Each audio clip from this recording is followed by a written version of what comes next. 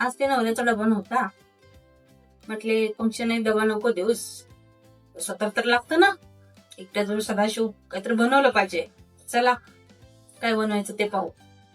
आता तुम्ही म्हणाल ही काय बनवते, तर मी बनवते नाचणीची भाकरी आणि गवारीची भाजी. छान लागते खायला, बघा एकदा बनवून तुम्ही पण. मग काय, 2 मिरच्या घेतल्या, लसूण घेतले, थोडासा जिरा टाकलं चमचाभर, थोडंसं कुटून घेतले. मग काय, थोडंसं तेल टाकले तव्यावर, मसाला टाकले कुटलेला, थोडंसं भाजून घेतले. नंतर गवारी टाकले, चांगलं गवारी भाजून घेतले.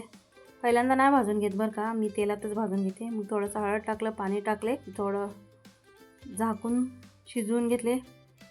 थोडंसं शेंगदाणा कूट टाकले, मग नंतर थोडंसं मीठ टाकले. चला तयार. नवरा नसलं की असा उद्योग असतो बघा आमचा. या मग सगळं जेवायला. व्हिडिओ आवडला तर सबस्क्राईब करा, लाईक करा, शेअर करा. थँक्यू. खात राहा, मजेत राहा.